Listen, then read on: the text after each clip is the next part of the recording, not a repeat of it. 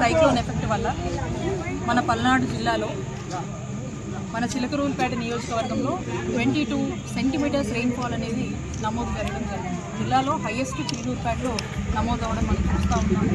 మరి దీని ప్రభావితం అనేది చాలా ఎక్కువగా కూడా పట్టణంలో కావచ్చు, ఈరోజు సంజీవ్ నగర్ చూసాము, అలాగే కాసేపట్లో పసుమరలో పోతూ ఉన్నాము, గణపారంలో ఏ విధంగా దీని ఎఫెక్ట్ ఉంది. దీనివల్ల ఆ ప్లేసెస్ అన్నీ కూడా టోటల్గా వాటర్ వచ్చేసి ఆ ఇళ్ళన్నీ కూడా మునిగిపోయినటువంటి పరిస్థితిని మనం చూస్తూ ఉన్నాము. సో తక్షణమే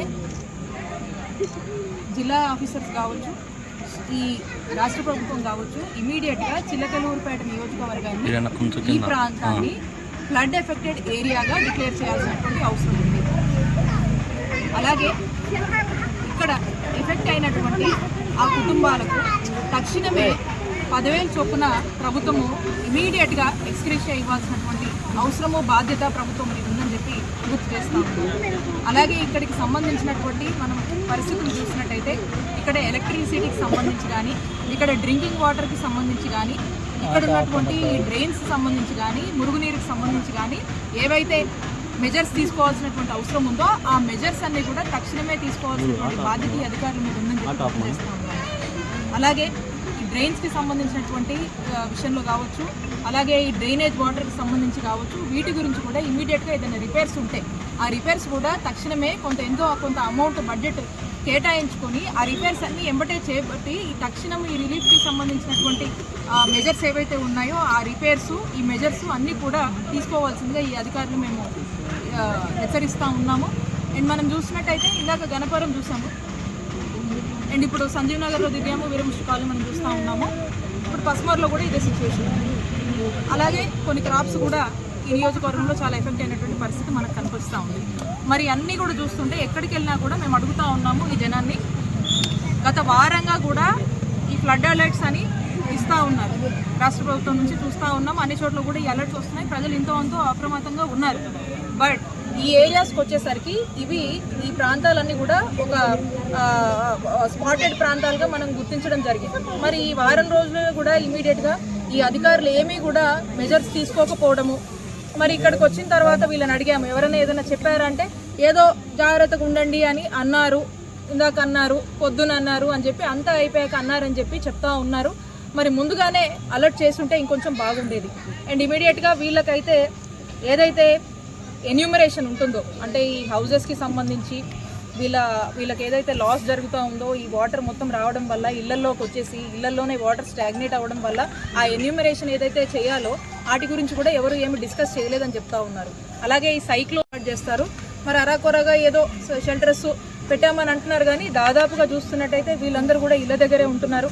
ఆ షెల్టర్స్లో కూడా ఎక్కువ మంది వెళ్తున్నటువంటి పరిస్థితి లేదు. కాబట్టి ఇమీడియట్గా ఏదైతే మీరు ఇస్తారో, కాంపెన్సేషన్స్ ఇస్తారో, తక్షణమే మీరు ఇచ్చేటువంటి కాంపెన్సేషన్స్ కానీ, ఏదైనా వాళ్ళకి ఎక్స్ట్రా రేషన్ కానీ, ఎంతో కొంత ఫినాన్షియల్ అసిస్టెన్స్ కానీ, ఈ కంప్లీట్గా ఇళ్లలోకి వాటర్ వచ్చి స్టాగ్నేట్ అయ్యి ఉండలేనటువంటి పరిస్థితిలో ఉన్న వాళ్ళని మాత్రం ఇమీడియట్గా అలాంటి కాంపెన్సేషన్స్ ప్రభుత్వం నుంచి ఏమైనా ఉంటే ఇమీడియట్గా ఇచ్చి, అలాగే వాళ్ళకి కావాల్సినటువంటి ఫుడ్ కావచ్చు, వాళ్ళకి కావాల్సినటువంటి వాటర్ కావచ్చు ఇమీడియట్గా సప్లై చేయమని చెప్పి, ఇంకొంచెం వాళ్ళు మీరేదో పెట్టాము అని అరగొరగా చెప్తా ఉన్నారు, దాన్ని కొంచెం ఫుల్ ఫ్లెడ్జ్గా మానిటర్ చేసి అవసరమైతే ఇక ప్రతి ఇంటికి కూడా డోర్ డెలివరీగా ఇచ్చేటువంటి కార్యక్రమం కావచ్చు, లేదా ఫైండ్ అవుట్ చేసి వీళ్ళ వరకు కూడా పలానా చోటు ఇస్తామని ఆ నియరెస్ట్ లొకేషన్స్లో ఏదైనా షెల్టర్స్ లాగా పెట్టి ఆ నియరెస్ట్ లొకేషన్స్లో ఫుడ్ కానీ వాళ్ళకి కావాల్సినటువంటి అన్నీ కూడా ప్రొవైడ్ చేస్తే బాగుంటుందని చెప్పి హెచ్చరిస్తూ ఉన్నాము.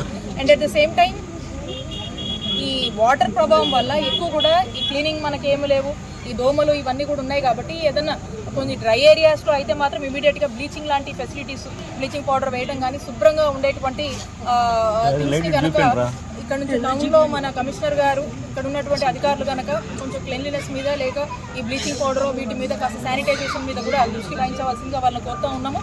అవసరమైతే వీళ్ళకి ఏమైనా మెడికల్ క్యాంప్స్ అవసరమైతే కూడా ఆ మెడికల్ క్యాంప్స్ని కూడా ఏర్పాటు చేయమని చెప్తా ఉన్నాము.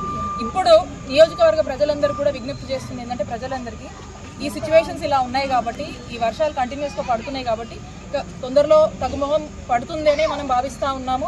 అప్పటి వరకు కూడా ప్రతి ఒక్కరు కూడా ఈ వాటర్ ఎలా వస్తుందో మనకు తెలియదు. ఈ కలుషితమైనటువంటి నీరు కూడా వచ్చే ప్రమాదం ఉంటుంది. కాబట్టి దీనికోసం అందరూ కూడా కాచిన నీరు తాగవలసిందిగా కూడా మీ అందరు కూడా చెప్తా ఉన్నాం. ప్రజలందరూ కూడా వీలైనంత వరకు కూడా అందరూ నీళ్లు ఏదైతే మీరు డ్రింకింగ్ కోసం వాటర్ వాడుతూ ఉన్నారో ఆ నీళ్ళంతా కూడా కాచిన నీళ్ళు వాడండి.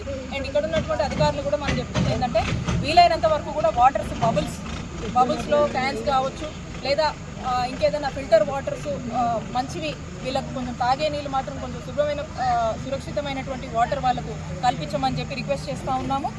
ఈ అనుకోని సిచ్యువేషనే అందరము అర్థం చేసుకుంటాము. But at the same time మనకు తెలిసినా కూడా ఇంకొన్ని మెజర్స్ ప్రాపర్ తీసుకుంటే ఈ ఇబ్బంది ఉండేది కాదని చెప్పి మేము భావిస్తూ ఉన్నాం. కాబట్టి తక్షణమే దీన్ని అలసత్వం వహించకుండా ఇమీడియట్గా ఈ వాటర్ క్లియరెన్స్ అంటే స్టాగ్నేట్ అయినటువంటి వాటర్ని కూడా ఇమీడియట్గా బ్లాకేజెస్ ఎక్కడైతే ఉన్నాయో అక్కడ వాటిని ఏదో గండి కొట్టడమో దాన్ని ఇంకో మోటార్స్ పెట్టి రిమూవ్ చేయడమో లేదా వీటిని క్లియర్ చేసే ఒక ఛానల్స్ రూపంలో ఇమీడియట్గా కూడా ఈ వాటర్ స్టాగ్నేటెడ్ వాటర్ అంతా కూడా క్లియర్ చేయవలసిందిగా కోరుతా ఉన్నాం. రాష్ట్ర ముఖ్యమంత్రి అంటే కూర్చొని రాష్ట్ర ప్రజల్ని నమ్మించేందుకు ఏదో టెలికాన్ఫరెన్స్లని వీడియో కాన్ఫరెన్స్లని చేస్తూ ఉన్నారు. బట్ అక్కడ చేస్తున్నంతగా గ్రౌండ్లో లేదని అనిపిస్తుంది. ఎందుకంటే స్వయంగా మేము తిరిగాము. ఇప్పుడు మేము మా నాయకులు కావచ్చు కంటిన్యూస్గా ఈ వర్షాలు ఎప్పటి నుంచి అయితే స్టార్ట్ అయ్యాయో అన్ని ఏరియాస్ ఎక్కడెక్కడ ఇబ్బందులు ఉన్నాయో తిరుగుతూ ఉన్నారు. అక్కడికి వెళ్ళి వాళ్ళకి కావాల్సినటువంటి ఫుడ్ కావచ్చు, డ్రింకింగ్ వాటర్ కావచ్చు, లేదు షెల్టర్ గురించి ఎవరైనా అడిగితే కూడా వాళ్ళకు కూడా ఏదో ఒకటి చేస్తామని చెప్పి ఒక భరోసా ఇవ్వడం కానీ వాళ్ళకి సంబంధించినటువంటి సమాచారాన్ని కంటిన్యూస్గా మా ఆఫీస్కి కన్వే చేస్తూ ఉన్నారు. ఇప్పుడు మేము డైరెక్ట్గా వచ్చి క్షేత్రస్థాయిలో తిరిగితే చాలా ప్రాబ్లమ్స్ ఉన్నాయి. ఎవరు కూడా ఇంత ఇబ్బంది ఉంటుందని చెప్పేసి చెప్పినటువంటి పరిస్థితులు లేరు. రెండు, ఆల్టర్నేట్గా ఏం చేయాలి? చాలామంది ఏదో షెల్టర్స్ అంటున్నారు. ఆ షెల్టర్ ప్లేస్లో కూడా ఏం ఫెసిలిటీస్ లేవు. జస్ట్ ఆ స్కూల్లో ఉండండి లేదా అక్కడ ఉండండి అని చెప్తున్నారు. అక్కడ పట్టించుకున్న వాళ్ళు లేరు. కాబట్టి చాలామంది కూడా రిలేటివ్స్ ఇంటికి వెళ్ళడమో లేదా ఇక్కడ ఇలాంటి సిచ్యువేషన్ ఉన్నా ఇంటి ముందు నీళ్లు ఉన్నా కూడా ఇంటి బయట ఆ వ్యక్తులు ఉండి బంధువులు ఇంటికో ఎక్కడికో పంపిస్తున్నటువంటి పరిస్థితి. కాబట్టి వీళ్ళని ఆదుకోండి.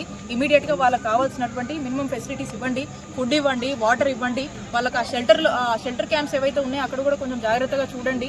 అండ్ వాళ్ళకు సంబంధించినటువంటి ఏవైనా కాంపెన్సేషన్స్ గవర్నమెంట్ నుంచి ఉంటాయో ఇందాక చెప్పాను ఎన్యూమరేషన్స్ గురించి కానీ ఎవరు మాట్లాడలేదు. వాటి గురించి మాట్లాడి తక్షణమే స్పందించి కాస్త అమౌంట్ పెట్టి ఇమీడియట్గా ఆ కొద్దో గొప్ప ఖర్చు ఏదైతే ఉందో ఆ ఖర్చు పెట్టి ఇమీడియట్గా వీళ్ళందరినీ కూడా ఆదుకునేటువంటి ప్రయత్నం చేయండి అని చెప్పి ఈ రాష్ట్ర ప్రభుత్వం మేము చెప్తా ఉన్నాము. ఆర్భాటాలు వద్దు. అనుకోని ఒక సిచ్యువేషన్, ఇలాంటి సిచ్యువేషన్లో ప్రజలు ఇబ్బంది పడుతున్నారు. ఆ ఇబ్బందుల్లోంచి ఈ ప్రభుత్వం ఇంకొంచెం సీరియస్నెస్ పెంచి కాపాడవలసిందిగా రిక్వెస్ట్ చేస్తూ ఉన్నాం.